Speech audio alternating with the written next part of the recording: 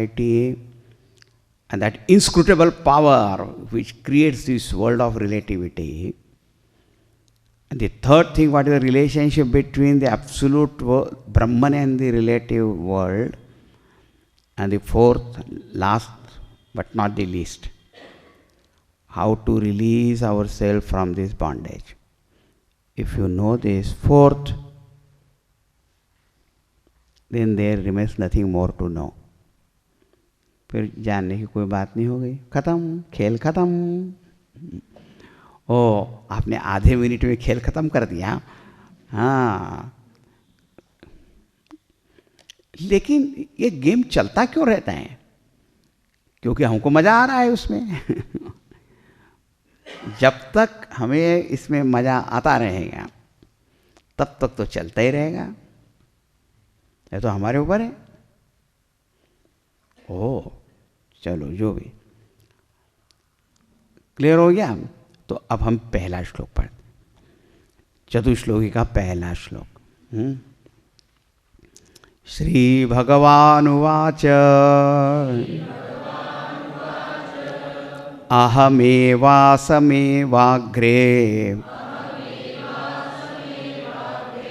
नान्यद्यत्सदसत्परम् पश्चाद् अहं यदेतच्च यो वशिष्येत सोऽस्म्यहम्.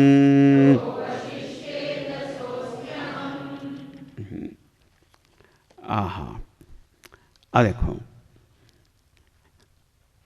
अहम एवासमेवाग्रे.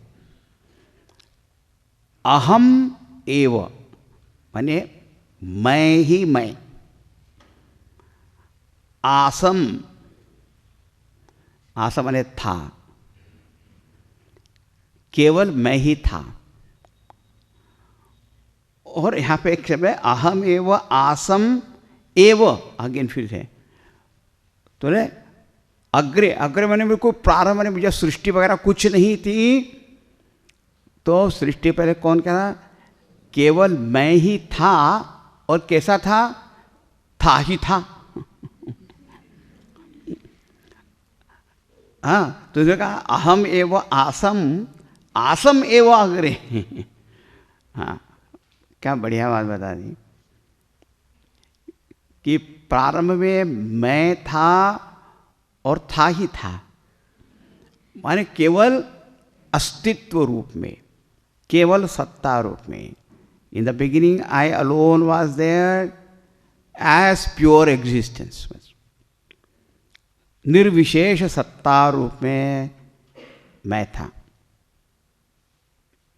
अहमेव आसम, तो अहमेव आसम और आसम एव, हाँ ऐसा पढ़ना. केवल सत्ता मात्र में था.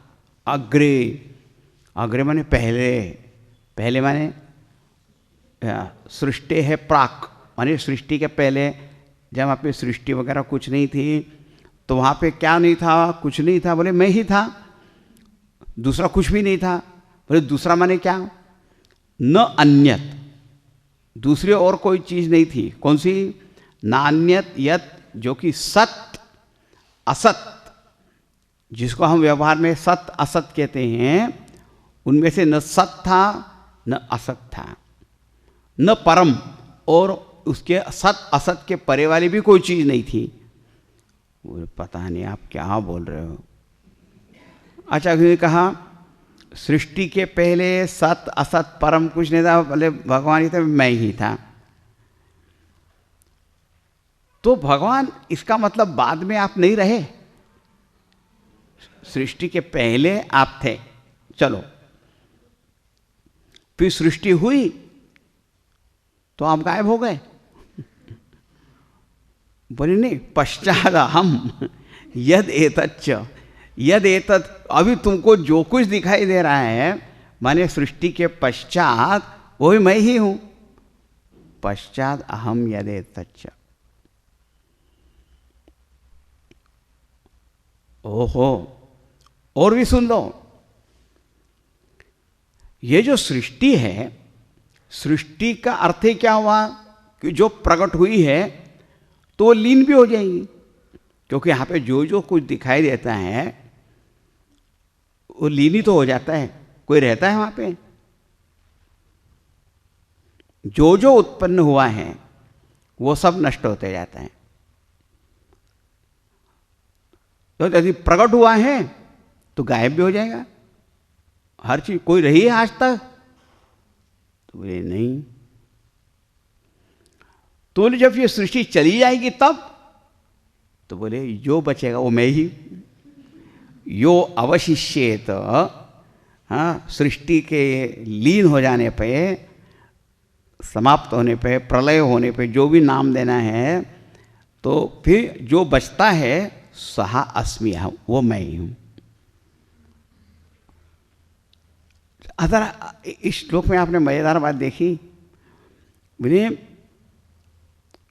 सृष्टि के पहले मैं था, सृष्टि जब हो गई तब भी मैं ही हूं, और जब सृष्टि नहीं रहेगी तब भी मैं रहूंगा।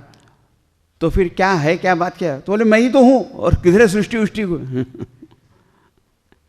फिर सृष्टि है किधर? तो मैं ही हूं।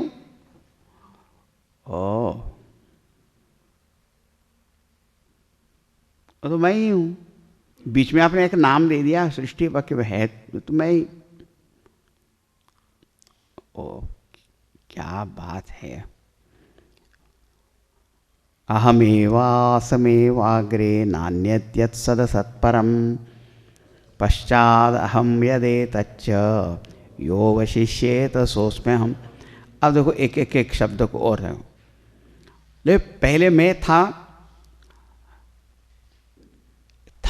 ये सारे शब्द बोलना मेरा विचित्र ही है। था, हूँ, रहूँगा, हाँ, ये सब जो है कालवाचक शब्द हैं, है ना, भूत, वर्तमान, भविष्य। ये जहाँ तक परमात्मा का सवाल है तो उनमें तो ये कोई था, हूँ, रहेगा, ये शब्दों का कोई अर्थ है ही नहीं, है नहीं। लेकिन हमारे मन में जो काल का भाव ऐसा बैठा हुआ है, तो हम कहते पहले है, अभी, बाद में। जैसे सूर्योदय और सूर्यास्त, सूर्य की दृष्टि से उदय और अस्त नाम की कोई चीज है, उसका कोई उसको मतलब भी है नहीं है, लेकिन हमको दिखाई देता है, इसलिए हम कहते हैं कि इस समय सूर्योदय हुआ, सूर्यास्त हुआ। लेकिन सूर्य की दृष्टि से कुछ नहीं। इसी प्रकार परमात्मा की दृष्टि से था, हूँ, रहूँगा, इसका कोई मतलब नहीं है, भगवान ही भगवान है। तो बोलिए सत असत क्या होता है? सत भी नहीं और असत भी नहीं। सत शब्द का अर्थ क्या होता है? एक तो होता है जो है, उसको कहते हैं सत्य या सत्य, ऐसा भी समझते हैं। ये सत्य है कि असत्य है। तो सत का अर्थ एक हुआ है, इसलिए असत का अर्थ हुआ जो नहीं है, ऐसा भी हम लगा लेते हैं। हाँ, या सत्य है और सत्य से विपरीत क्या है? असत्य है। लेकिन यहाँ पे सत असत शब्द का प्रयोग जो है एक विशिष्ट अर्थ में है। देखो बात ऐसी है, जब दुनिया की चीज़ों के बारे में किसी को भी पूछा जाता है कि वह है या नहीं, तो किसी के मन में शंका है क्या? मैंने आपको पूछा ये घड़ी है कि नहीं है? है। ये किताब है कि नहीं है? है। हारमोनियम है कि नहीं है? है। अच्छा, दूसरा प्रश्न, ये सत्य है कि नहीं है? देखो व्यवहार में हम जब कोई बात कहेंगे तो किसी को ये असत्य है ऐसा तो लगता ही नहीं है। बोले सत्य तो है, ठोक बजा के देखा मैंने, इतने पैसे में इसको खरीदा, तो ट्रांजैक्शन हो रहा है, उसको देख रहा हूँ, बजा रहा हूँ, उसमें वजन है, उसको तो सत्य ही तो है। तो देखो एक तो है और वो सत्य है, ये भी एक बात हमारे मन में। अच्छा, तो क्यों हुआ? तो बोले देखो जो जो इंद्रियों से, आँख, नाक, कान, इस पे इंद्रियों से हमें देखो दिखाई देता है, तो हम कहते वो है। सिर्फ है ही नहीं, वो सत्य भी है, ऐसा मन में भाव आता है। और इंद्रियों से जो भी कोई चीज दिखाई देती है वो स्थूल ही होगी, है ना, स्थूल होगी, मटेरियल, टेंजिबल, जिसको आप हाथ लगा के देख सकते हो, सूंघ सकते हो, देख सकते हो, सुन सकते हो, है ना, उसको हम कहते हैं स्थूल। जिसमें शब्द, स्पर्श, रूप, रस इत्यादि गुण हैं, वो स्थूल हैं, उसको इंद्रियों से हम देख सकते हैं, उसको कहते हैं सत्य। तो जो इंद्रियों से दिखाई देता है उसको तो हम कहेंगे सत्य। और सामान्य रूप से क्या है कि जो इंद्रियों से नहीं दिखाई देता उसको हम असत कहते हैं। मेरा सिर है,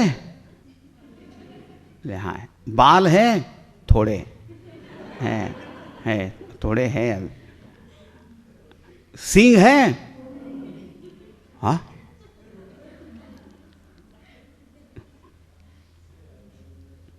हैं। आप डरते रहे हो, पता नहीं बोलने में भी।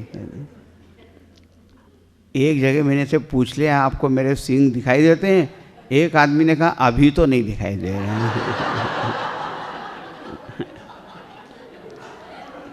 पता नहीं आ भी रहे होंगे तो थोड़ी दिन बाद दिखाई देंगे मालूम। अब देखो, सामान्य रूप से जो इंद्रियों से दिखाई देता है उससे हम कहते हैं सत, और इंद्रियों से नहीं दिखाई दिया तो बोले असत, माने जो नहीं है।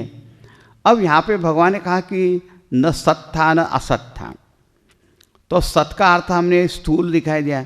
अब असत नहीं था, ये असत नहीं था तो कहने का कोई मतलब ही नहीं है, असत है अभाव का। तो इसलिए असत शब्द का अर्थ जो अ का अर्थ अभाव ही होता है, ऐसा नहीं है। संस्कृत में अ का जो उपसर्ग लगाते हैं बहुत सारे अर्थ होते हैं। सत, सत्य, उसका विपरीत माने असत, ऐसा भी अर्थ होता है। और असत का ऐसा अर्थ होता है जो सत से अलग है, कुछ विरुद्ध नहीं, थोड़ा अलग। इसका मतलब क्या, वो भी है लेकिन इससे अलग है। तो स्थूल से अलग क्या होगा, तो बोले सूक्ष्म। सूक्ष्म माने क्या, कि जो है लेकिन हमको आंख, नाक, कान इसे नहीं दिखाई देता। जैसे कि व्यक्ति के मन में जो विचार, जो भावनाएं हो रही हैं, उत्पन्न होती है, वो दिखाई देती है क्या? आपके मन में इस समय क्या हो रहा है मुझे तो दिखाई नहीं दे रहा है। मेरे मन में क्या हो रहा है, मैं बोल भी रहा हूँ और कुछ और भी सोच रहा हूँ, तो वो आपको पता है? तो वो ये नहीं मालूम, लेकिन वो है, उसको कहते असत। So sat means that which is seen by us through our senses. Asat means something different from that. It is not seen by the senses, but it is there. That's called subtle thoughts and emotions. तो जब भगवान कहते हैं सृष्टि के पहले मैं था, I was there and there was no सत असत, माने कोई स्थूल वस्तु नहीं थी और कोई सूक्ष्म वस्तु भी नहीं थी। स्थूल भी नहीं था, सूक्ष्म भी नहीं था। यह स्थूल जगत भी नहीं था, स्थूल शरीर भी नहीं था, और यह सूक्ष्म मनोवृत्तियां भी वहां पर नहीं थी। तो बोले सत नहीं, असत नहीं, और परम, इससे बढ़कर और क्या चीज होती है? स्थूल और सूक्ष्म, इसके परे और क्या चीज होती है? तो बोले उसको कहते हैं प्रकृति,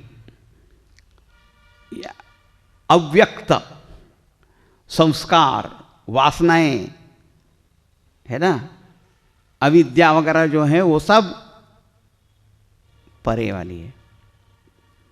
देखो एक बात ऐसी है, आपको ऐसे ऐसे भी कोई लोग मिल जाएंगे जो दूसरे के व्यक्ति के मन में क्या चल रहा है उसको they can read the mind, हाँ, दूसरे के मन को पढ़ लेते हैं। लेकिन यदि कोई सोया हुआ है तो क्या करोगे?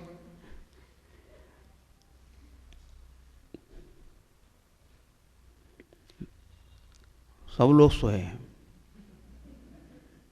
और सभी लोग अच्छे दिखते हैं उस समय। पता नहीं कौन साधु है कौन दुष्ट है क्या है ना, लेकिन वो गायब तो नहीं हो गया है ना। आप किसी डॉक्टर से लॉयर से मिले और डॉक्टर साहब सो रहे हैं, माने है वो, लेकिन अभी आप उनके साथ कुछ नहीं बात कर सकते। उनका सारा डॉक्टरी का ज्ञान, मेडिसिन ज्ञान वहाँ सब कुछ है, लेकिन सब अव्यक्त है अभी। तो वो स्थूल और सूक्ष्म इससे भी परे हो गए। अब यहाँ भगवान कहते हैं अहमेवासमेवाग्रे